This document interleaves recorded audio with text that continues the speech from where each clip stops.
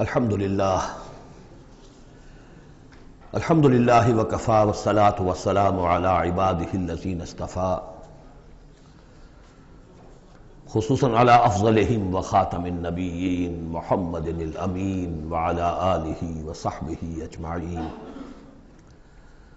اما بعد فقد قال اللہ تبارک وتعالی کما ورد فی سورة المدثر اعوذ باللہ من الشیطان الرجیم بسم اللہ الرحمن الرحیم یا ایہا المدثر قم فانذر وربک فکبر وثیابک فطہر والرجز فاہجر ولا تمنن تستکثر ولربک فاصبر صدق اللہ العظیم رب اشرح لی صدری ویسر لی امری واحلل عقدۃ من لسانی یفقہوا قولی اللہم ربنا الہمنا رشدنا واعذنا من شرور انفسنا اللہم ارنا الحق حقا وارزقنا اتباعہ وارنا الباطل باطلا وارزقنا اجتنابہ اللہم ربنا زدنا ایمانا وہدا وعلما نافعا وعملا صالحا متقبلا اللہم ربنا آنس وحشتنا فی قبورنا وارحمنا بالقرآن العظیم اللہم اجعلہ لنا اماما ونورا وہدا ورحمہ اللہم ذکرنا منہ ما نسینا وعلمنا منہ ما جہلنا وارزقنا تلاوتہ آناء اللیل واطراف النہار واجعلہ لنا حجتا یا رب العالمین آمین۔ سورۃ المدثر کے بارے میں ایک روایت یہ بھی ہے کہ اس کی جو پہلی 7 آیات ہیں یہ پہلی وحی ہے جو حضور پر نازل ہوئی، اور یہ ایک چونکہ صحابی کی رائے ہے لہذا اس کا ذکر کرنا مناسب ہے، لیکن یہ کہ یہ کنسنسس جس پر ہے وہ یہی ہے کہ یہ پہلی نہیں ہے بلکہ پہلی وحی جو آپ پر آئی وہ سورہ علق کی ابتدائی 5 آیات ہیں۔ مغالطہ اس وجہ سے ہوا ہے کہ سورہ علق کہ نزول کے بعد جو اس کی آیات ہے شروع کی 5 اور اغلباً سورہ نون کی پہلی 7 آیات، پھر سورہ مزمل کی 10 آیات، ان کے نزول کے بعد پھر کچھ وقفہ رہا ہے۔ اس وقفے کے دوران جو ہے حضور پر خاصی طبیعت کے اندر بے چینی کی کیفیت طاری رہی، آپ چاہتے تھے کہ جلد از جلد یہ قرآن نازل ہو، لیکن اللہ تعالیٰ کی اپنی ایک مشیت تھی، اپنی حکمت کے تحت اس نے اس کا نظام بنایا تھا۔ اسی دوران میں اللہ تعالیٰ نے حضرت اسرافیل کو حضور کی تعلیم پر معمور کر دیا تھا، یعنی تعلیم جو ہے حضور کی وہ دنیاوی طریقے سے نہیں ہوئی کہ کسی کے سامنے زانو تلمس طے کیا ہو، الف باتا سیکھا ہو اور پھر اس کے بعد کتابیں پڑھی ہو، نہیں، اس اعتبار سے آپ امی محض تھے، دی ان لیٹرڈ ون۔ ہم یہ نہیں کہیں گے کہ آپ معاذ اللہ ثم معاذ اللہ جاہل تھے، نہیں، لیکن یہ کہ آپ نے اس طریقے سے تعلیم حاصل نہیں کی تھی جیسے کہ دنیا میں ہوتی ہے، لیکن یہ کہ شوق جو قرآن مجید کا آپ کو تھا اس کی وجہ سے آپ کو جلدی، اور جب یہ وقفہ ہوتا تھا تو بہت شام گزرتا تھا، اور تعلیم اس دوران میں ہو رہی ہے حضرت اسرافیل کے ذریعے۔ پھر وہ واقعہ پیش آیا جو پہلے بھی میں آپ کو بتا چکا ہوں کہ حضور فرماتے ہیں کہ اپنی اسی شش و پنج میں جبکہ مجھ پر صدمے کی کیفیت تھی، میں ایک روز غار حرا سے نیچے اتر رہا تھا کہ آواز آئی یا محمد۔ میں نے ادھر ادھر دیکھا، دائیں بائیں پیچھے، سامنے کوئی نظر نہیں آیا، تو کچھ خوف سا طاری ہوا طبیعت پر، بربرائے طب بشری۔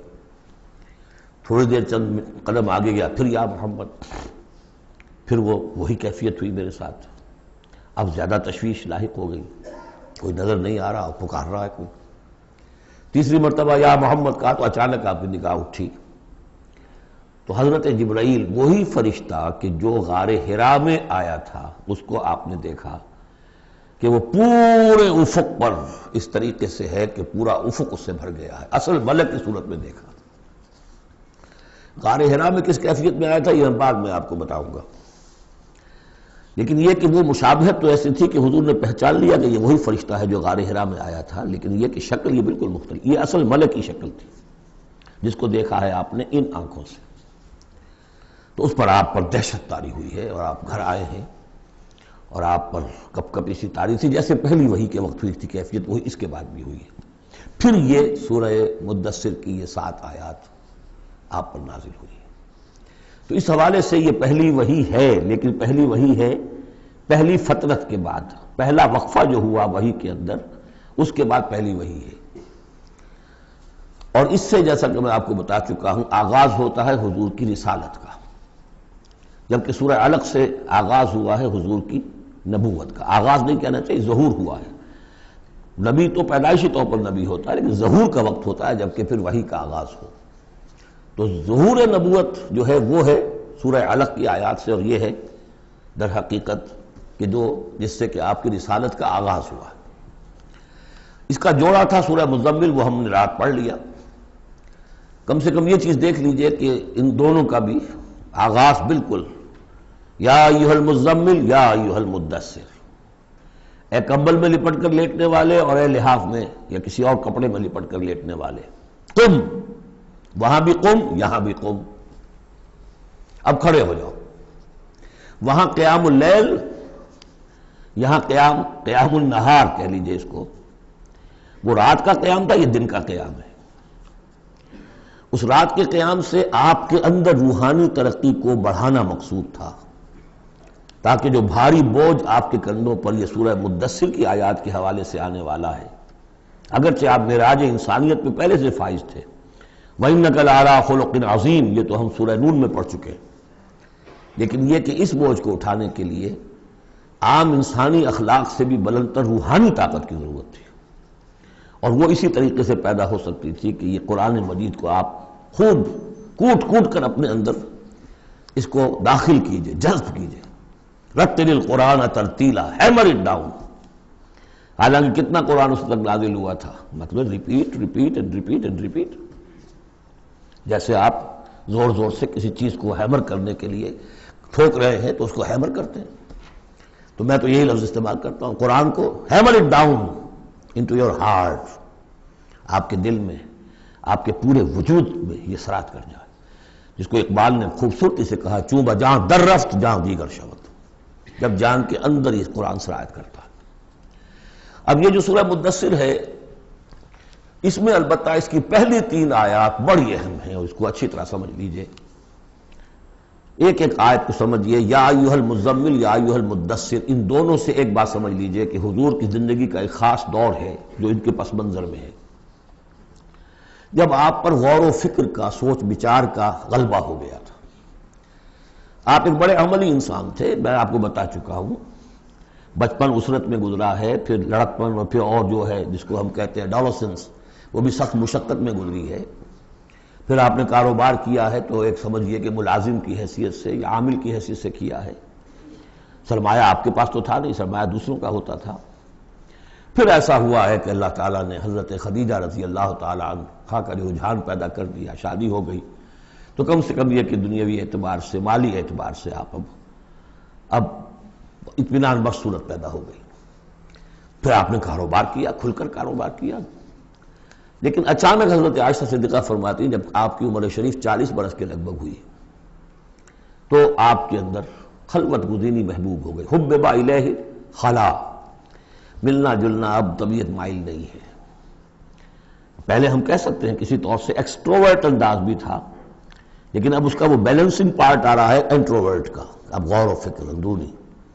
میرے نزدیک ایک ہی فرد نوع بشر ہے جو کلیتاً بیلنسڈ ہے انٹروورٹ اور ایکسٹروورٹس کے درمیان، اور وہ محمد الرسول اللہ ہے، ایک ہی ہے۔ بہرحال اس پر جو دور آیا سوچ بچار کا، تو جو آپ غار حرا میں جا کر بیٹھتے تو کیا کرتے تھے؟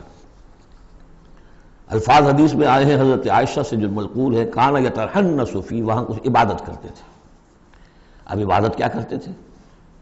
تو شارحین حدیث کا اس پر اتفاق ہے کہ کان تحنث ہی تعبد ہی فی غار حرا التفکر والاعتبار، غور و فکر، سوچ بچار، یہ کیا ہے،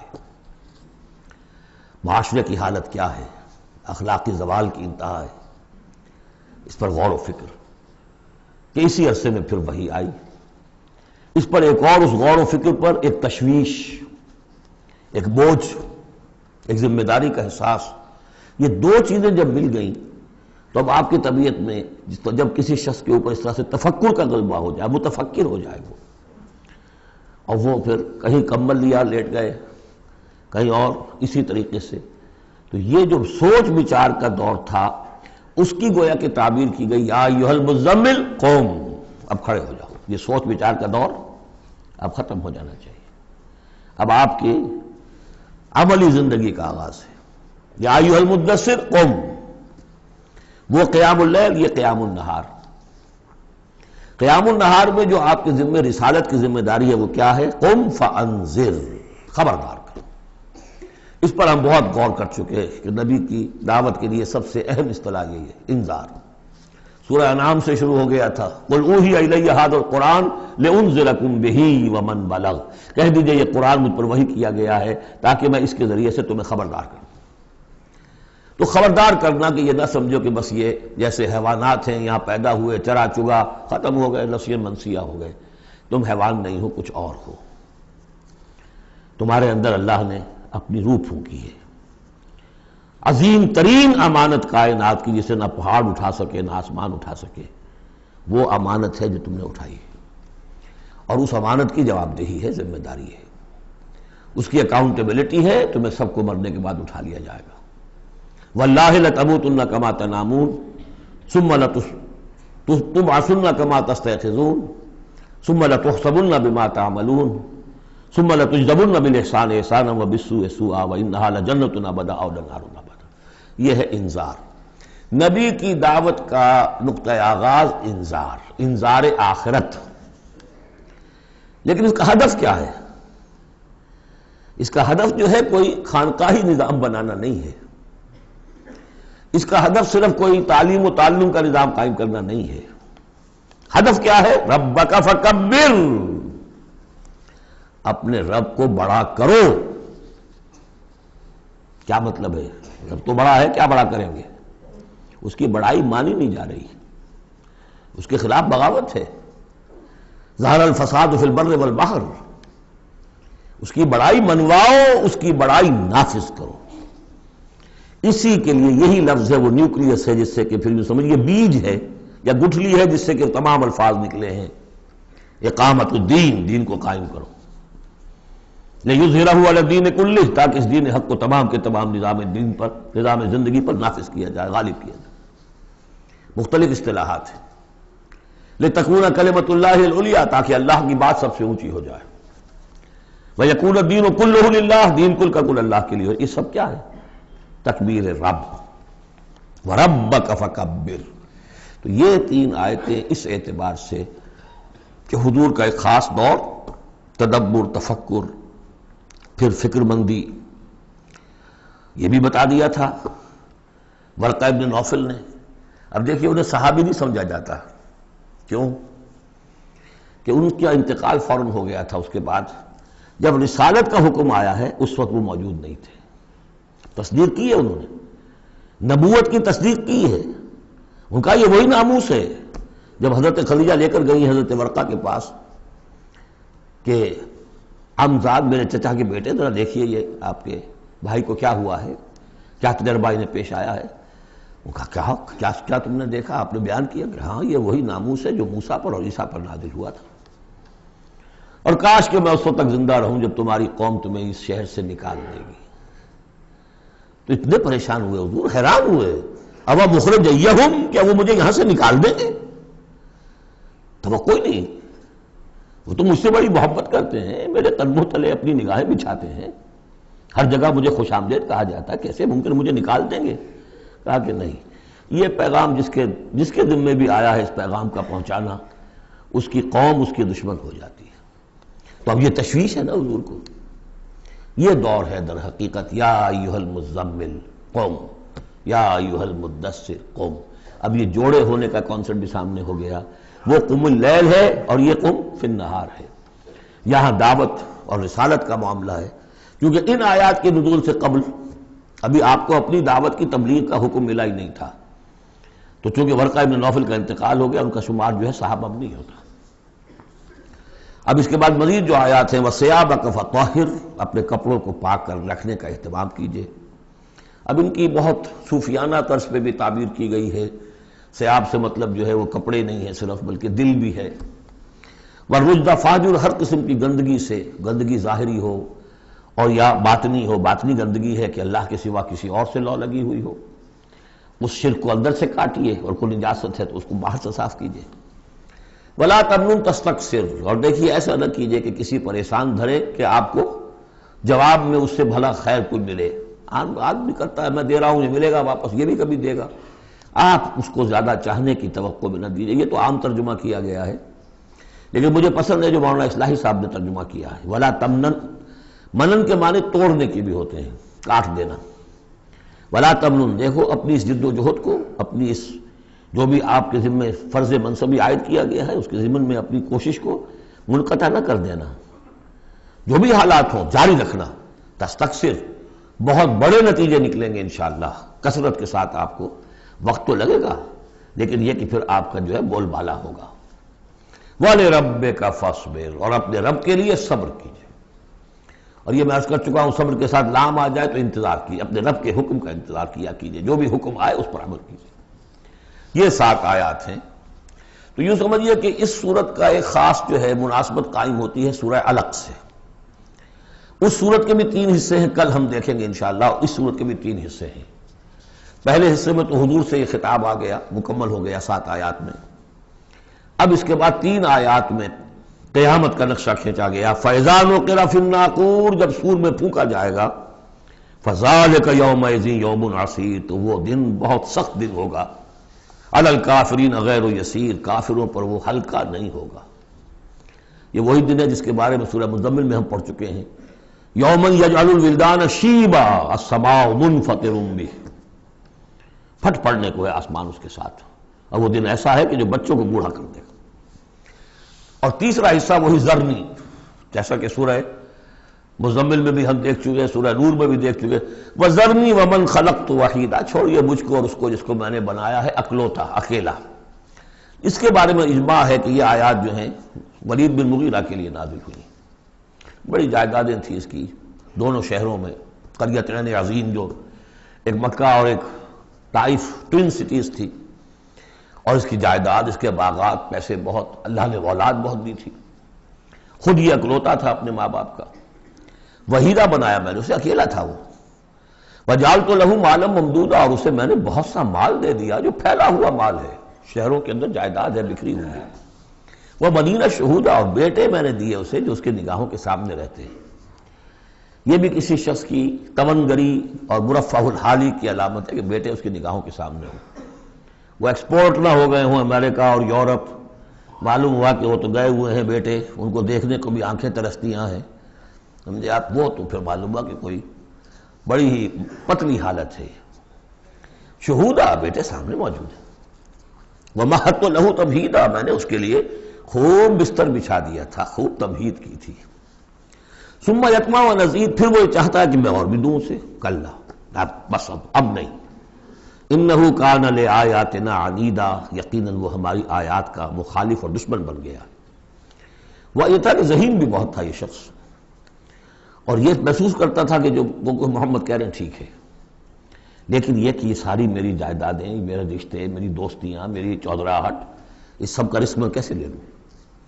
تو یہی وہ شخص ہے جو سب سے زیادہ کمپرومائز کے لیے آپ پر زور ڈالتا تھا کہ محمد اس طرح نہ کرو، کچھ نہ کچھ اپنی بات منوا لو، کچھ لوگوں کی مانو۔ یہ جو رفت پڑ رہی ہے، a house divided amongst itself can not stand, قریش جو ہیں آپس میں تقسیم ہو جائیں گے تو پھر ہماری حیثیت کیا رہے گی؟ بہت مدبر انسان تھا، ایسا نہیں تھا کہ، تو یہ اس کی ساری ذہانت اور فطانت جو ہے، جس کو آپ ورلڈلی وائز کہتے ہیں، وہ بہت ذہین تھا اس اعتبار سے، اس دنیا کے حوالے سے۔ اور وہی شخص تھا، تو اس کا معاملہ یہ ہوا کہ ایک مرتبہ یہ کہیں گفتگو ہو رہی تھی بیٹھ کر چوپال میں کہ کیا کہیں ہم میں سے کوئی کہتا ہے یہ جادوگر ہے، کوئی کہتا ہے یہ شاعر ہے، باہر سے لوگ آتے ہیں، وہ جب سنتے ہیں مختلف قول تو وہ پریشان ہو جاتے ہیں، وہ سمجھتے ہیں کہ یہ خود پریشان ہے، جب یہ مختلف الخیال ہیں تو چلو میں خود جا کے اس شخص سے مل کر دیکھوں وہ کیا ہے۔ تو اس سے بہتر یہ کہ ہم ایک بات کہیں تو اب یہ کیا کہیں، اس پر مسئلہ پیدا ہو گیا۔ تو اب یہ کہ یہ گیا تھا حضور کے پاس بات کرنے، اور وہاں انہیں کچھ اندیشہ ہوا کہ یہ تو کچھ اثر ہو گیا، معلوم ہوتا بدل گیا۔ یہ واپس آیا ہے، پوچھا کہ کیا خیال ہے، کیا ہم اسے کہیں کہ شاعر ہے؟ کہ نہیں، میں شاعروں سے مجھ سے خوب واقف ہوں، جو محمد کلام پیش کر رہے ہیں وہ شعر نہیں، شاعر نہیں، کچھ اور چیز۔ اچھا ہم کاہن کہہ دیں انہیں؟ کہ نہیں نہیں، میری کاہنوں سے تعلقات ہیں، دوستیاں ہیں، میں جانتا ہوں کاہنوں کا کردار کیسا ہوتا ہے، کاہن کے قول کیسا ہوتا ہے، وہ ذو معنیین بات کرتے ہیں، ادھر بھی لگ جائے ادھر بھی لگ جائے، یہ کرتا ہے دو ٹوک بات۔ تو پھر کیا کہیں؟ ان کو یہ سمجھ میں آیا کہ یہ تو گیا، اس پر تو جادو چل گیا محمد کا۔ پھر اس نے جب تیور دیکھے تو کہا، یہ کہا جا سکتا ہے کہ یہ جادو ہے جو منقول ہے، پیچھے سے چلا آ رہا ہے۔ اب یہ جو اس کی گفتگو میں جو اس کی رد و قدا ہوئی ہوگی، ضمیر نے ملامت کی، کچھ نے ضمیر کو دبایا، کچھ اپنی مصلحتوں کو سامنے رکھ کر جو بات، اس کا ایک نقشہ کھینچا گیا ہے یہاں، فصاحت و بلاغت کی انتہا ہے۔ سأرهقه صعودا، میں اسے چڑھائی چڑھواؤں گا، وہ عذاب جو ہم پہلے پڑھ چکے ہیں، یسلکہ عذابا صعدا، وہ عذاب کہ جو جس کی سختی اور شدت بڑھتی چلی جائے۔ انہ فکر وقدر، اس نے غور کیا، کچھ اندازہ کیا کہ حق کو ماننے کا کیا نتیجہ نکلتا ہے، نہ ماننے کا کیا نتیجہ نکلتا ہے، وہ بیلنس بنا رہا ہے اپنے ذہن میں۔ انہ فکر وقدر فقتل کیف قدر، تو ہلاک ہو جائے، کیسا غلط اس نے اندازہ ٹھہرایا۔ ثم قتل کیف قدر، پھر ہلاک ہو جائے، کیسا غلط اندازہ ٹھہرایا۔ ثم نظر، پھر اس نے ذرا دیکھا، جیسے کہ کہہ رہا غور و فکر، لوگ دیکھیں غور و فکر کر رہا ہے۔ ثم عبس وبصر، پھر ذرا وہ اپنا منہ بسورا اور ماتھے کے اوپر بھی کچھ وہ بل لے آیا۔ ثم ادبر واستکبر، اور پھر ذرا اس نے تکبر کے ساتھ اپنی پیچھے کو مڑا۔ فقال ان ھذا الا سحر یؤثر، اس نے کہا نہیں بس ٹھیک ہے، یہ جادو ہے جو چلا آ رہا ہے، محمد کا کلام جو ہے جادو ہے، جادو اثر تو ہے۔ ان ھذا الا قول البشر، لیکن ہے بہرحال یہ انسانی کلام، یہ جو محمد کا دعویٰ ہے کہ یہ اللہ کا کلام ہے، یہ نہیں۔ سأصلیہ سقر، اب اس پر جو اللہ کا غضب بھڑک رہا ہے، ان قریب میں اس کو ڈالوں گا آگ میں۔ وما ادراک ما سقر، اور تمہیں کیا معلوم کہ وہ سقر کیا ہے۔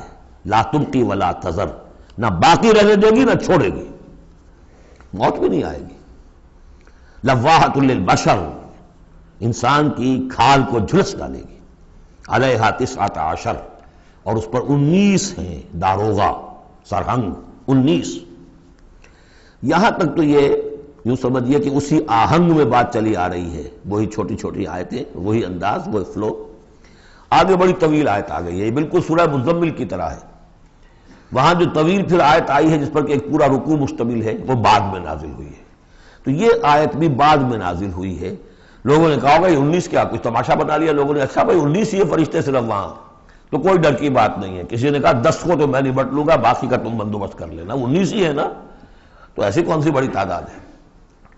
تو یہ جو استہزاء کا موضوع بنا ہے، اس پر یہ آیت اتری۔ وما جعلنا اصحاب النار الا ملائکہ، اور یہ جہنم کے جو داروغہ ہیں ہم نے وہ فرشتوں کو بنایا ہے، وہ انسان نہیں ہے جو تم یہ ایک ایک آدمی 10 کو سنبھال لے گا۔ وما جعلنا عدتهم الا فتنة للذین کفروا، یہ تعداد جو ہم نے تمہیں بتا دی ہے ان کی، وہ صرف اس لیے کہ کافروں کے لیے ایک جانچ ہو جائے، پرکھ ہو جائے۔ لیستیقن الذین اوتوا الکتاب، تاکہ اوتوا الکتاب جنہیں کتاب دی گئی تھی انہیں یقین آ جائے۔ تو یہ روایت ترمذی ہے، ترمذی کی شریف میں روایت موجود ہے کہ یہ در حقیقت 19 کا عدد تورات میں موجود تھا، لہذا اہل کتاب کے لیے تو گویا کہ ان کے لیے ایک یقین کرنے کی بنیاد بن گئی۔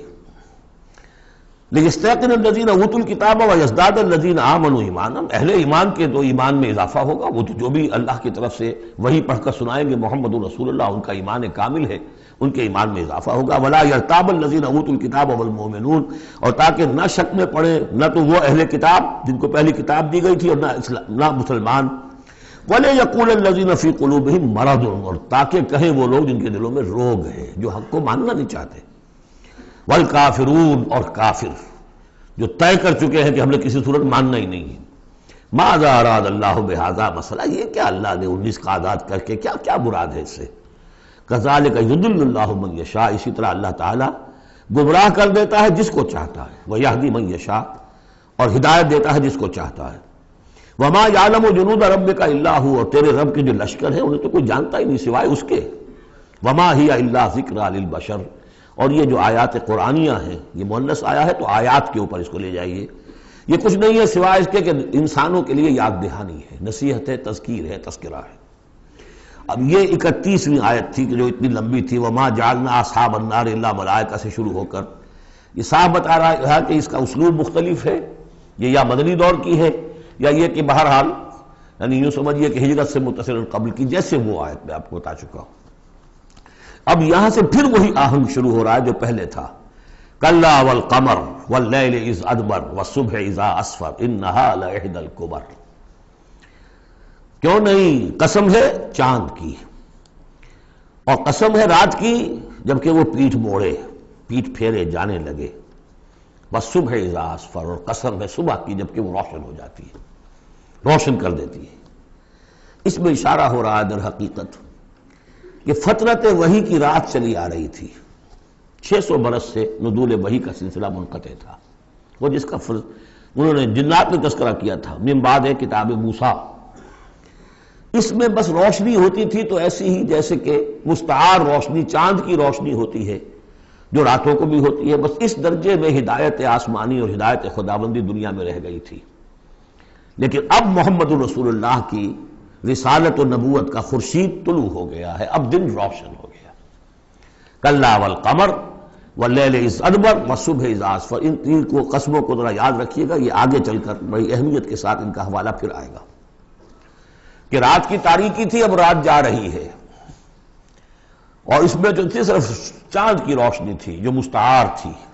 سابقہ نبوتوں کی تعلیم وغیرہ جو بھی تھی باقی تھی، کچھ بگڑ گئی، کچھ تھی، کچھ پولیوٹڈ ہو گئی، کچھ صحیح تھی. اب سورج طلوع ہو گیا، والصبح اذا اسفر انہا لإحدی الکبر، اور اب یہ ایک بہت بڑی باتوں میں کی ایک بات ہے. نبوت محمدی کو معمولی بات نہیں، رسالت محمدی انہا لإحدی الکبر نذیرا للبشر، خبردار کرنے کے لیے انسانوں کے لیے. لمن شاء منکم ان یتقدم او یتأخر، جو بھی تم میں سے چاہے کہ وہ آگے بڑھے یا پیچھے رہ جائے. ابو بکر آگے بڑھے، ابو لہب پیچھے رہ گیا، ہمیشہ کے لیے پیچھے رہ گیا. حمزہ اور عمر ذرا تھوڑی دیر کے بعد آ گئے، درجات ہیں. لمن شاء منکم ان یتقدم او یتأخر، جو بھی تم میں سے چاہے تقدم کرے، آگے بڑھے، صدیقیت کا مقام حاصل کر لے. جو شخص چاہے ذرا اور تھوڑی دیر انتظار کر کے آئے گا، والذین تبعوہم بإحسان کے درجے میں آئے گا، سابقون الاولون کے درجے سے نکل جائے گا. اور پھر کیا کہ اس کے بعد ایسے بھی ہوں گے کہ جن کو بالکل ہمت ہی نہیں ہوگی، وہ واقعتاً مستقل طور پر کفر میں رہ گئے. لمن شاء منکم ان یتقدم او یتأخر کل نفس بما کسبت رہینہ، ہر جان جو کچھ کہ اس نے کمایا ہے اس کے عوض رہن ہے، اسے وہ چیز اب وصول کرنی ہوگی. الا اصحاب الیمین، سوائے ان کے کہ جو داہنے والے ہوں گے، جنہیں دیا جائے گا ان کا اعمال نامہ داہنے ہاتھ میں. فی جنات یتساءلون، وہ جنتوں میں ہوں گے، ایک دوسرے سے پوچھتے ہوں گے عن المجرمین، گناہگاروں کے بارے میں. ما سلککم فی سقر، تم لوگوں کو کس چیز نے جہنم میں ڈالا، تم لوگ کیوں اس جہنم کے اندر پڑے. قالوا لم نک من المصلین، وہ کہیں گے کہ ہم نہیں تھے نماز پڑھنے والے. ولم نک نطعم المسکین، اور ہم نہیں تھے مسکین کو کھانا کھلانے والے. وَكُنَّا نَخُوضُ مَعَ الْخَائِضِينَ، اور ہم تو ایسے ہی بس مذاق ہی میں لگے رہے، باتوں کے بال کی کھال اتارتے رہے، ہم نے سنجیدگی سے سوچا ہی نہیں. وَكُنَّا نُكَذِّبُ بِيَوْمِ الدِّينِ، اور سب سے بڑھ کر یہ last but not the least, ہم جزا و سزا کے دن کا انکار کرتے رہے. حتیٰ أَتَانَا الْيَقِينُ، یہاں تک کہ موت کا وقت آ گیا. فَمَا تَنْفَعُهُمْ شَفَاعَةُ الشَّافِعِينَ، تو اب ان کے لیے ہرگز نفع بخش نہیں ہوگی شفاعت کرنے والوں کی کوئی شفاعت. فما لهم عن التذکرۃ معرضین، تو کیا ہو گیا ان کو، یہ تذکرہ، یہ ذکر، یہ قرآن جو محمد پیش کر رہے ہیں صلی اللہ علیہ وسلم، اسے اعراض کیوں کر رہے ہیں. کانہم حمر مستنفرہ، حمر مستنفرہ، ایسے ہیں کہ جیسے یہ گدھے ہیں جو بدک گئے ہیں. فرت من قسورہ، شیر کو دیکھا ہو کبھی آپ نے، دیکھا ہوگا ٹیلی ویژن وغیرہ پر، تو افریقہ کا نقشہ دکھایا جاتا ہے کہ ذرا شیر کی آہٹ دیکھتے ہیں اور پھر زیبرے جس طرح بھاگتے ہیں دمڑ دمڑ دمڑ کرتے ہوئے، ان کا پورا غول جو ہوتا ہے، تو وہ نشان وہ ہے اصل میں کہ یہ لوگ جو ہے اس طریقے سے کانہم حمر، وہ زیبرے بھی گدھے ہی ہیں نا. کأنہ حمر مستنفرہ فرت من قسورہ، کسی شیر کو دیکھ کر وہ بھاگتے. بل یرید کل امرئ منہم ان یؤتیٰ صحفا منشرہ. اب یہ ان کا استہزائیہ انداز تھا کہ محمد تم کہتے ہو کہ ہمارا حساب کتاب ہوگا، ہم میں سے ہر ایک کو کیوں نہیں دے دیے جاتے ہمارے اعمال نامے، یا یہ کہ یہاں سے مراد یہ ہے کہ جو کتاب تمہارے پاس آئی ہے تو ہمیں کیوں نہیں کتاب دے دی گئی؟ کھلے ہوئے صحیفوں میں ہم میں سے ہر شخص کے پاس کتاب آ جاتی. کلا بل لا یخافون الآخرہ، ہرگز نہیں، یہ جو باتیں بنا رہے ہیں یہ اس لیے کہ آخرت کا خوف نہیں ہے ان کے دل میں. جب آخرت کا خوف نہ رہے تو جو باتیں چاہو بناؤ. جیسے وہ کہتے ہیں کہ بے حیا باش و ہر چے خواہی کن، ایک دفعہ حیا کا پردہ اٹھا دو پھر جو چاہو کرو. کلا انہ تذکرہ، ہرگز نہیں، یہ تو بس ایک یاد دہانی ہے، نصیحت ہے. فمن شاء ذکرہ، جو چاہے اس سے نصیحت اخذ کر لے. وما یذکرون الا ان یشاء اللہ، اور یہ نہیں اس سے نصیحت اخذ کر سکیں گے کوئی بھی مگر یہ کہ اللہ چاہے. ہوا اہل التقوی و اہل المغفرہ، وہ ڈرنے کے لائق بھی ہے اور وہی مغفرت کا مجاز بھی ہے، جس کو چاہے وہ مغفرت کر سکتا ہے. اہل التقوی و اہل المغفرہ، یہ ہے سورہ مدثر. اب آگے چلیے، جوڑا آ رہا ہے سورۃ القیامہ اور پھر اس کا جوڑا ہے سورۃ الدہر. بسم اللہ الرحمن الرحیم. لا اقسم بهذا البلد وانت لا اقسم بیوم القیامہ ولا اقسم بالنفس اللوامہ ایحسب الانسان ان لن نجمع عظامہ. یہ سورت جو ہے بہت ہی حسین اور بہت منفرد سمجھیے کہ نمائندہ ایک سورت ہے قرآن مجید کی. اس کا جو خطاب کا انداز ہے، جو میں نے شروع میں آپ کو جو انٹروڈکٹری لیکچرز دیے تھے، کہ اس کا اسلوب جو ہے وہ خطابت کا ہے. قرآن کو ہم کہہ سکتے ہیں کہ it's a collection of divine orations، اللہ تعالیٰ کے خطبات، مجموعہ خطبات الہیہ. تو مختلف مواقع پر جیسے کہ خطیب کو خطبہ دیتا ہے تو اس طریقے سے اللہ تعالیٰ نے یہ صورتیں نازل کی ہیں. حضور پڑھ کر سناتے تھے تو آپ کا انداز بھی خطیبانہ ہوتا تھا. حدیث میں آتا ہے کہ جب آپ خطبہ دیتے تھے تو آپ کی آواز بلند ہو جاتی تھی، اعلیٰ صوتہ احمرت عیناہ، آنکھیں سرخ ہو جاتی تھی. اور آپ اس طریقے سے خطبہ دیتے تھے جیسے کہ کوئی سپہ سالار اپنے فوجیوں کو للکار رہا ہے، بڑھا رہا ہے کہ لڑو اور آگے بڑھو، یہ انداز ہوتا تھا. تو اس طرح کا خطبہ اس میں آپ دیکھیں گے ابھی بات ایک طرف ہو رہی ہے، ابھی کسی اور طرف ہو گئی، کبھی کسی تحویل الخطاب، اس کے لیے بہت. پھر یہ کہ 4-6 آیتیں آئیں گی ایک خاص قسم کے آہنگ میں، خاص قسم کے قوافی تو ہم کو نہیں کہنا چاہیے، تو یہ آتے ہیں وہی انہی حروف پر صورتیں ختم ہو رہی ہیں، وہی سٹائل ہے. پھر کچھ سٹائل بدلے گا، پھر 4-6 صورتیں اس دوسرے انداز کی ہوں گی، پھر 4-6 تیسرے انداز کی ہوں گی. تو یہ آپ صورت جو ہے فصاحت و بلاغت میں بھی فلو بے انتہا ہے اور خطیبانہ انداز، اور اس میں تحویل الخطاب. پس منظر میں کیا ہے کہ وہ لوگ ہیں کہ جو انکار کریں کوئی قیامت نہیں ہو سکتی، کیسے ممکن ہے کہ جب کہ انسان مر چکے ہوں گے اور مٹی ہو جائیں گے پھر اٹھا دیا جائے، یہ ممکن نہیں ہے. تو اس کا جواب ہے جو دیا جا رہا ہے. لا اقسم بیوم القیامہ، لا یہاں پر ان کے خیالات کی نفی نہیں، میں قسم کھاتا ہوں قیامت کے دن کی. تمہیں شک ہے اور مجھے اتنا یقین ہے کہ میں قسم کھا رہا ہوں قیامت کے دن کی. ولا، اور پھر نہیں، اقسم بالنفس اللوامہ، میں قسم کھاتا ہوں نفس لوامہ کی. نفس لوامہ کون سا نفس ہے انسان میں؟ جسے ہم ضمیر کہتے ہیں، کانشنس، ملامت کرنے والا دل. مائی کانشنس از بائٹنگ می، میرا ضمیر مجھے ملامت کر رہا ہے. کوئی آپ برا کام کرتے ہیں تو ضمیر اندر سے کچھ شے ہے، تو کیوں ہے یہ؟ اگر کوئی نیکی نہیں، بدی نہیں، تو یہ اندر کی خرش کیوں ہو جاتی ہے؟ اور اگر یہ نیکی ہے اور بدی ہے تو کوئی اس کا نتیجہ نکلنا چاہیے کہ نہیں؟ یعنی پہلی آیت جو ہے وہ تو اسی طرح کی ہے جیسے سورہ تغابن میں ہم نے پڑھا تھا، قل بلا وربی لتبعثن ثم لتنبؤن بما عملتم. اس میں دلیل کوئی نہیں ہے، اذعان ہے، ایک شخص اپنے یقین کو دلیل کے طور پر پیش کر رہا ہے، اور یہ اس پر سارا دار و مدار ہے. کون شخص ہے؟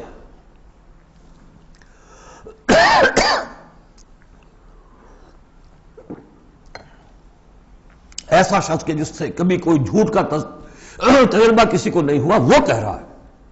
سیرت و کردار جو ہے محمد رسول اللہ کی، وہ گویا کہ دلیل کی حیثیت رکھتی ہے اس قول کے پیچھے.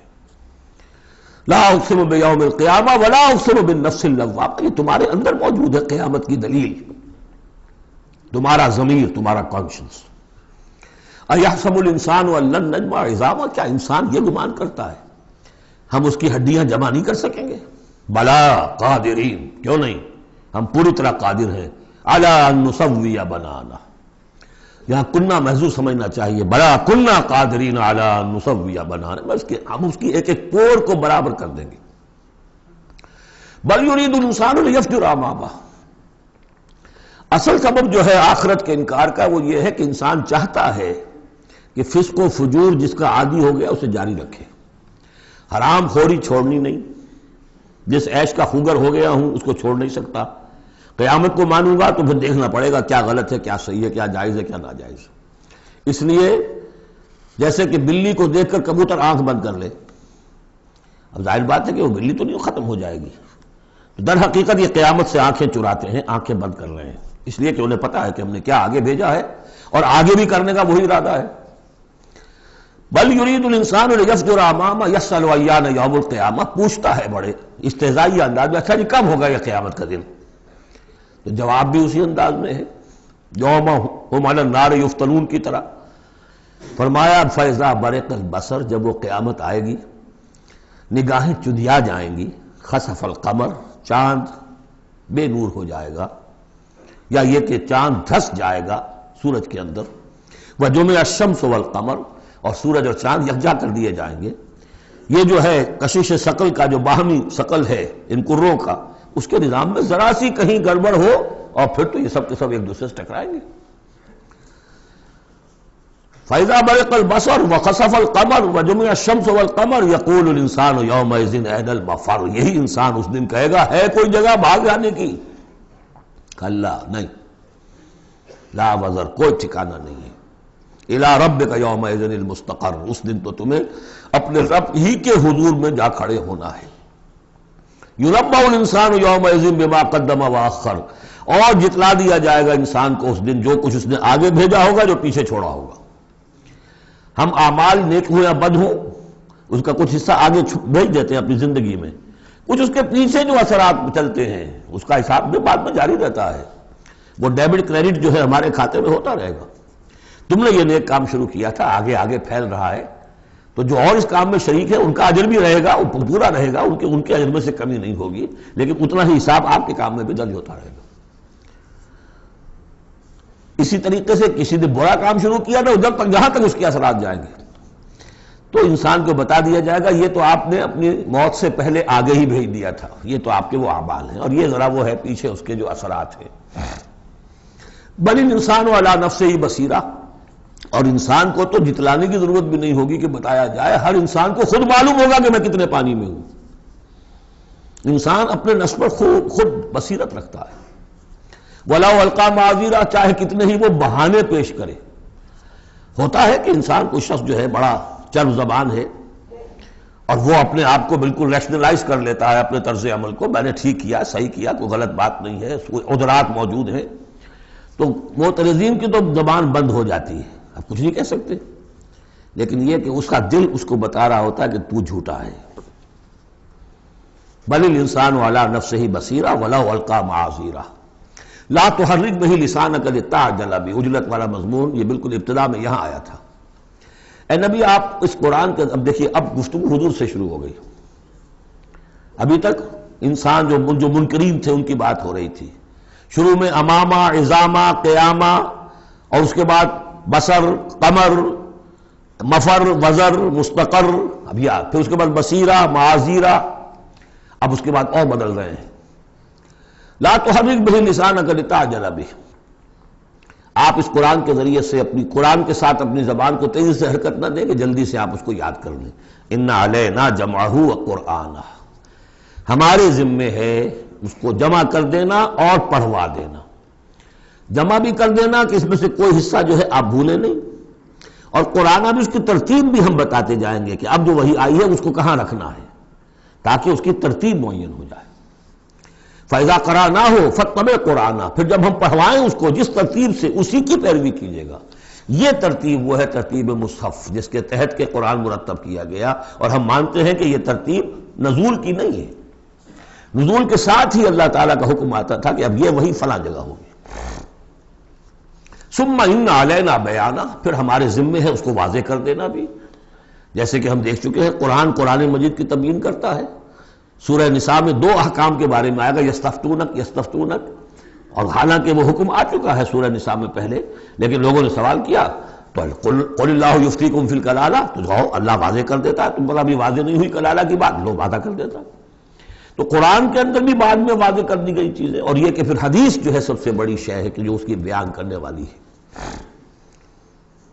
جو انزلنا الیک الذکر لتبین للناس ما نزل الیہم، یہ ذکر ہم نے اے محمد آپ پر نازل کیا ہے تاکہ آپ واضح کریں اس کو ان لوگوں کے لیے جن کے لیے ہم نے اسے نازل کیا ہے۔ نازل آپ پر کیا ہے، صرف آپ کے لیے تو نہیں کیا ہے آپ پر، نازل کیا ہے لوگوں کے لیے۔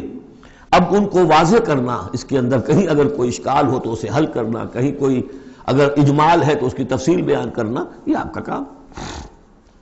کلا بل تحبون العاجلہ، کوئی نہیں، تمہارا اصل مرض یہ ہے کہ تم عاجلہ سے محبت کرتے ہو، یہ اس دنیا کی زندگی سے محبت کرتے ہو۔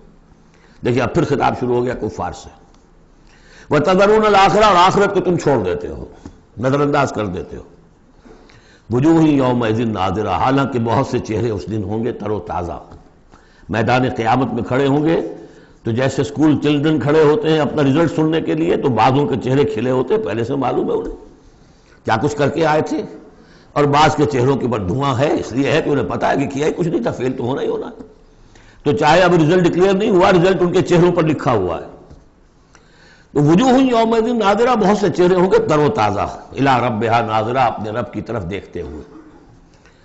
اس میں بعض لوگوں نے یہ کہا ہے کہ ناظرہ سے مراد ہے انتظار کر رہے ہوں گے اپنے رب کی رحمت کا، اس لیے کہ رویت باری تعالیٰ جو ہے وہ تو ممکن نہیں ہے کہ میدان حشر میں ہو جائے، لیکن میرے نزدیک انہی حضرات کی رائے زیادہ صائب ہے جو سمجھتے ہیں کہ رویت ہوگی۔ اہل ایمان کو عین میدان حشر میں بھی ایک درجے کی رویت باری تعالیٰ سے مشرف کیا جائے گا، یہ مضمون آ جائے گا سورہ مطففین میں، واضح ہو جائے گا۔ اس کے برعکس وجوہ یومئذ باسرہ، بہت سے چہرے ہوں گے اس روز سوکھے ہوئے، اترے ہوئے، اداس۔ تظن ان یفعل بها فاقرہ، ان کو یقین ہوگا کہ اب ان کے ساتھ وہ سلوک ہوگا جو ان کی ریڑھ کی ہڈیاں توڑ کے رکھ دے گا۔ کلا اذا بلغت التراقی، اب ایک نقشہ دکھایا جا رہا ہے، ایک تو بڑی قیامت ہے، فاذا برق البصر وخسف القمر وجمع الشمس والقمر یقول الانسان یومئذ این المفر۔ ایک تو وہ ایک قیامت ہے جو فرد کی قیامت ہے، موت جب آتی ہے، قیامت صغریٰ۔ کلا اذا بلغت التراقی، جب یہ جان آ کے پھنس جاتی ہے ہنسلیوں میں۔ وقیل من راق، کہا جاتا ہے کوئی جھاڑ پھونک کرنے والا۔ بڑے بڑے ریشنلسٹ بھی اس مرحلے پر آ کر، بابا ڈاکٹروں نے جواب دے دیا، حکیموں نے جواب دے دیا، چلو کوئی تعویذ گنڈا کچھ ہو کہیں سے، کوئی جھاڑ پھونک کوئی تو ہو، کسی طریقے سے ہو، تو آخری درجے میں ان کو بھی انسان چیخ پکار کر لیتا ہے۔ قیل من راق، ہے کوئی جھاڑ پھونک کرنے والا۔ وظن انہ الفراق، اور گمان ہو گیا اس کو کہ اب تو فراق ہے، جانا ہے، یہ گھر بھی چھوڑنا ہے جو بڑے چاؤ سے بنایا تھا، اور یہ آل اولاد کو بھی چھوڑ کر جانا ہے۔ والتفت الساق بالساق، اور وہ جو جان کندنی کا عالم ہوتا ہے تو پنڈلی پنڈلی سے لپٹ رہی ہے، جان نکلنی شروع ہوتی ہے جسم کے نچلے حصے سے۔ الی ربک یومئذ المساق، اس دن تو تمہیں اپنے رب ہی کی طرف دھکیلے جانا ہے۔ پھر بدل گئے قوافی، فلا صدق ولا صلی، تو نہ اس نے تصدیق کی نہ نماز پڑھی، ولیکن کذب وتولی، بلکہ جھٹلا دیا اور پیٹھ موڑ لی۔ تصویر لفظی ہے جو نقشہ اس وقت ہوتا تھا۔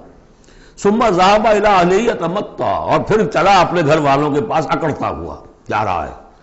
حضور کی بات کو تو نظر انداز کر دیا، امشو، چلو چلو یہاں سے، وَاصْبِرُوا عَلَىٰ آلِهَتِكُمْ، صبر کرو، جا کے جمے رہو اپنے آلہہ پر۔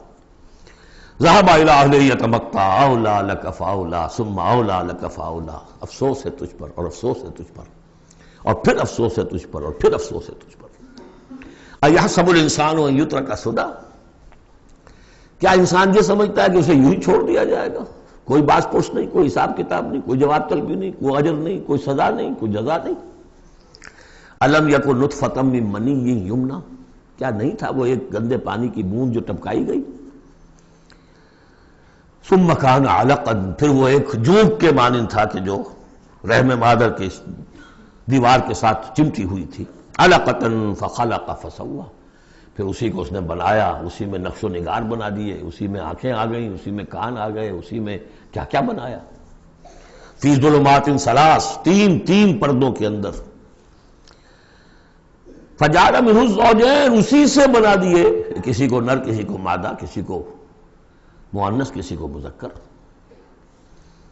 الیس ذلک بقادر علی ان یحیی الموتى، عقل کے اندھو یہ سوچو وہ ہستی جو یہ سب کچھ کر رہی ہے وہ اس پر قادر نہیں ہوگی کہ مردہ کو زندہ کر دے؟ جو تمہارا مشاہدہ ہے گندے پانی کی ایک بوند سے، افلاطون بھی اسی سے آ گیا، اور مقرات بھی، اور سقراط بھی، اور ظاہر بات ہے انبیاء بھی وہیں سے آئے ہیں۔ کہاں سے آئے ہیں؟ ایک ہی استثناء ہے نا حضرت عیسیٰ علیہ السلام کا، باقی تو سب کہاں سے آئے؟ وہیں سے آئے۔ سارے اولیاء اللہ کہاں سے آئے؟ وہیں سے آئے۔ گندے پانی کی بوند، اس سے کیا کچھ وہ بناتا ہے؟ تو تمہارا یہ خیال ہے کہ وہ مردہ کو زندہ نہیں کر سکے گا، اتنا عاجز ہو گیا۔ افعینا بالخلق الاول بل ہم فی لبس فی الخلق بالخلق الجدید۔ اس کے بعد جیسا کہ یہ سوال ہے، بلا کیوں نہیں؟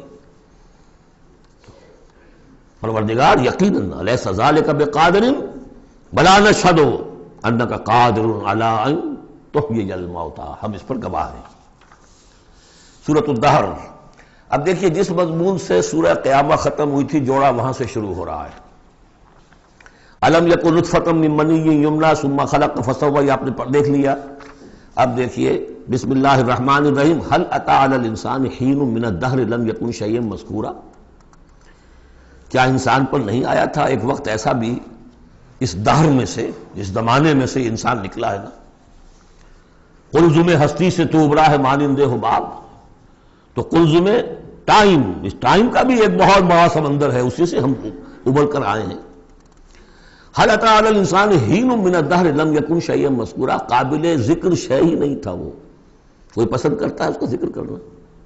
اب کیا کرے، قرآن میں تو لفظ آتا ہے، اس کو ہمیں ترجمہ کرنا پڑتا ہے، ورنہ ظاہر بات ہے کہ آدمی پسند بھی نہیں کرتا کہ اس کا ذکر کیا جائے۔ اس چیز سے لم یکن شیئا مذکورا، وہ شے جو زبان پہ لانے کے لائق نہیں ہے اس سے پیدا کیا گیا۔ انا خلقنا الانسان من نطفۃ امشاج، ہم نے انسان کو پیدا کیا ہے ملے جلے نطفے سے۔ اب بتائیے کہ اس کو کیا سمجھا ہوگا پہلے، جبکہ معلوم نہیں تھا۔ امشاج ملا جلا، مرد کی طرف سے سپرمیٹوزوان آ رہا ہے، ماں کی طرف سے اووم آ رہا ہے، ان دونوں کے اجتماع سے پھر وہ زائگوٹ وجود میں آتا ہے۔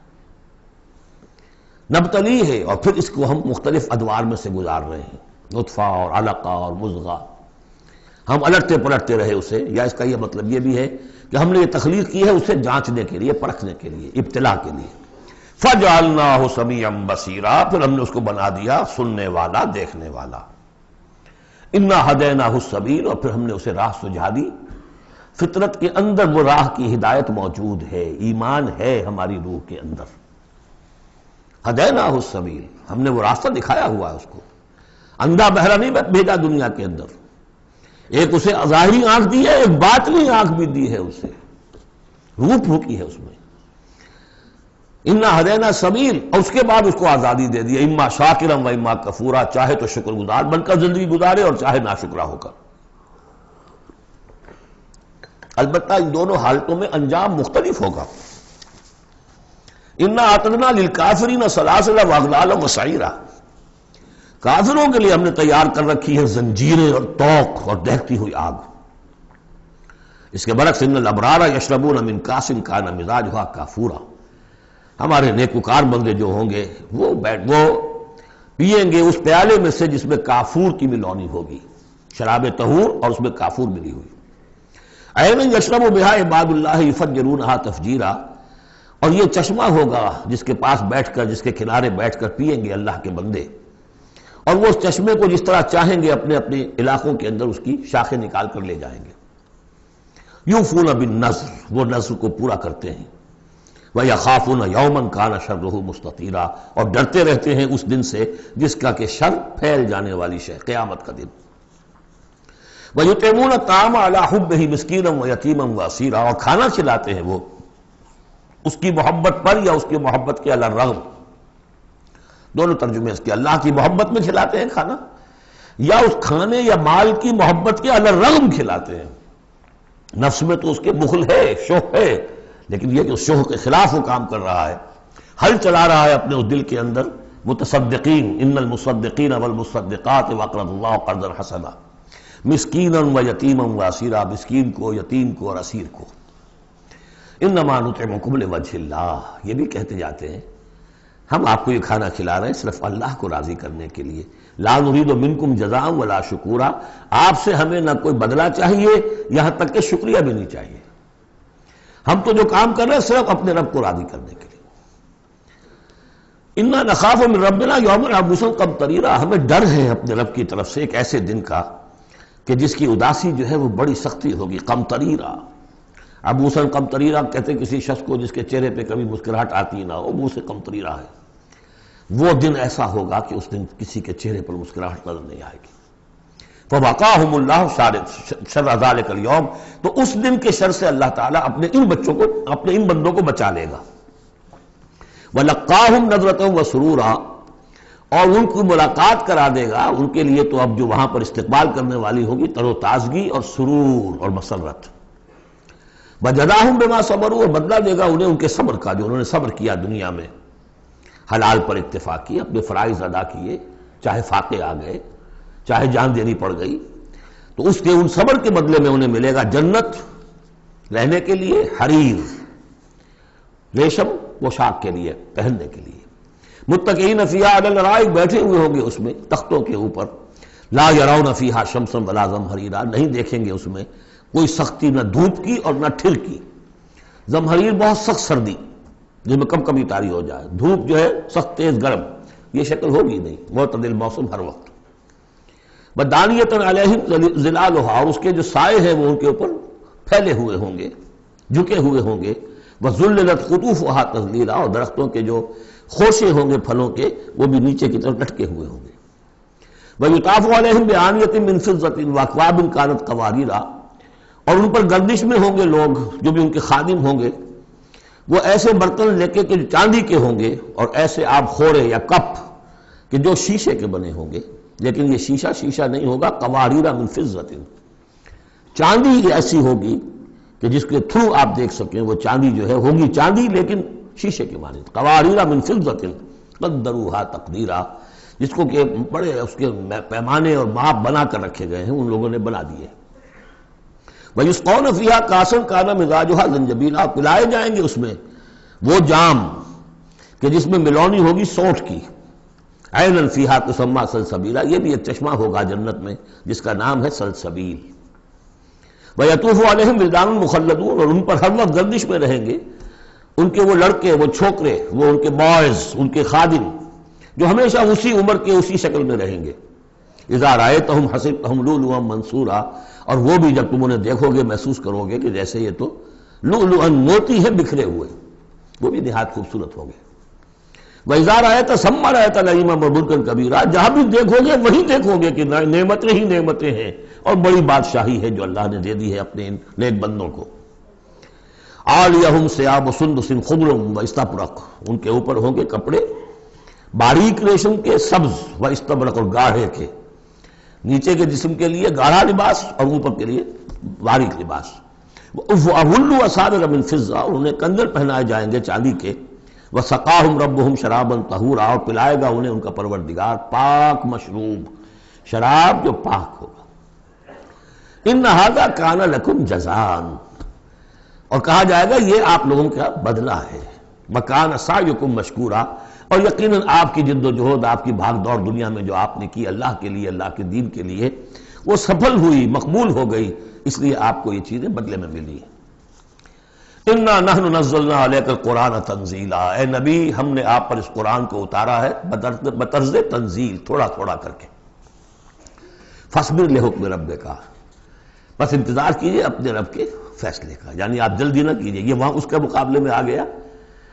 وَلَا تُحَرِّكْ بِهِ لِسَانَكَ لِتَعْجَلَ بِهِ إِنَّ عَلَيْنَا جَمْعَهُ وَقُرْآنَهُ، ہم نے اسے بطور تنزیل ہی نازل کرنا ہے، تو آپ ذرا انتظار کیا کیجئے ربی کا۔ وَلَا تُطِعْ مِنْهُمْ عَاصِمًا أَوْ كَفُورًا، اور یہ جو کشاکش اب شروع ہو رہی ہے اس میں بھی آپ کو بہت صبر کرنا پڑے گا، نہ صرف قرآن کے لیے صبر کرنا پڑے گا ان تمام اس سارے کشاکش میں، لیکن یہ کہ آپ کسی گناہگار اور ناشکرے کی بات سنیے ہی نہ، ان کی باتوں پر دھیان ہی نہ دیجیے۔ وَاذْكُرِ اسْمَ رَبِّكَ بُكْرَةً وَأَصِيلًا، اور اپنے رب کے نام کی مالا جپا کیجیے صبح شام۔ وَمِنَ اللَّيْلِ فَاسْجُدْ لَهُ، اور رات کے ایک حصے میں اس کے لیے سجدہ کیا کیجیے۔ وَسَبِّحُوا لَيْلًا طَوِيلًا، اور رات کے بڑے حصے میں تسبیح کیجیے۔ یہ وہی حکم چلا رہا ہے ابھی، ابتدائی دور کا ہے چونکہ، تو ابتدائی دور میں تو یہ نمازیں 5 وقتہ نہیں تھے، سارا معاملہ رات ہی کا تھا۔ سورہ مزمل سے چلا رہا ہے معاملہ، قُمِ اللَّيْلَ إِلَّا قَلِيلًا نِصْفَهُ وَانقُصْ مِنْهُ قَلِيلًا أَوْ زِدْ عَلَيْهِ وَرَتِّلِ الْقُرْآنَ تَرْتِيلًا، تو لیلاً طویلا۔ بعد میں جب 5 وقتہ نماز کا نظام آ گیا، اب اس کو مختصر کر کے تہجد، اور وہ بھی سب کے لیے نہیں، وہ بھی حضور کے لیے فرمایا نافلۃ لک ومن اللیل فتہجد بہ نافلۃ لک، حضور کے لیے تو وہ بھی بمنزلہ فرض تھی، لیکن باقی لوگوں کے لیے نفل ہے، وہ جو چاہے کریں۔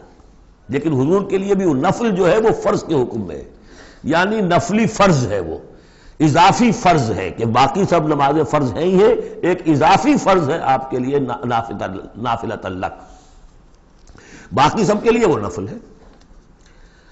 ان ہؤلاء یحبون العاجلۃ ویذرون وراءہم یوما ثقیلا، یہ لوگ اصل میں دنیا کو دنیا سے محبت کرتے ہیں۔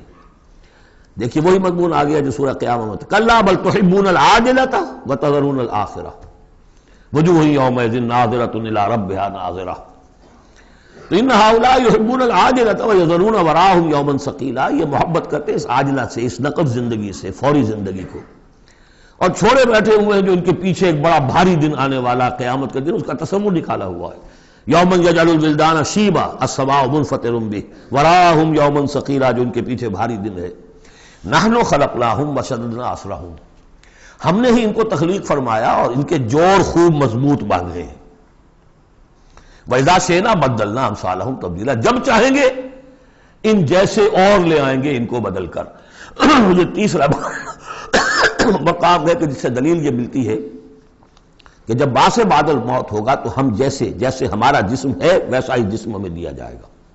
باقی وہ مفہوم بھی اس میں لوگ نکالتے ہیں کہ اللہ چاہے تو کسی ایک قوم کو ہٹائے دوسری کو لے آئے، لیکن میرے نزدیک چونکہ تخلیق کے ساتھ ہے یہ، اس لیے نحن خلقناہم وشددنا اسرہم، پہلے جو ہم نے بنایا ان کے جوڑ بند ہم نے مضبوط کیے ہیں۔ وَإِذَا شِئْنَا بَدَّلْنَا أَمْثَالَهُمْ تَبْدِيلًا، ایسے ہی اور بنائیں گے۔ ان هذه تذکرہ، یقیناً یہ تو ایک یاد دہانی ہے، نصیحت ہے۔ فمن شاء اتخذ الى ربہ سبیلا، تو جو چاہے اپنے رب کی طرف، اپنے پروردگار کی طرف راستہ اختیار کر لے، سلوک، اللہ کی طرف سلوک، سیر الی اللہ، اللہ کی طرف آگے بڑھنا، تقرب الی اللہ، سیر الی اللہ، سلوک الی اللہ، مختلف اصطلاحات۔ وما تشاءون الا ان یشاء اللہ، اور تمہارے چاہے کچھ نہیں ہو سکتا جب تک کہ اللہ نہ چاہے۔ ان اللہ کان علیما حکیما، یقینا اللہ تعالی سب کو جاننے والا ہے، کمال حکمت والا۔ یدخل من یشاء فی رحمتہ، وہ داخل کرے گا اپنی رحمت میں جس کو چاہے گا۔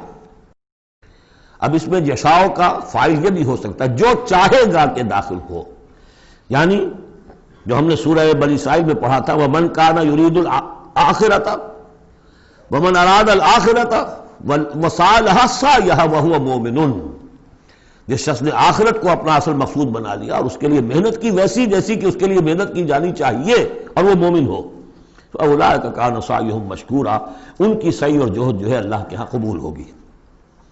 تو دونوں اس کے ترجمے ہو سکتے ہیں، اللہ چاہے گا، اور ظاہر بات ہے کہ کوئی بھی کام ہو چاہے اس دنیا کا ہو آخرت کا ہو، ان دونوں مشیتوں کے ملنے سے ہوتا ہے۔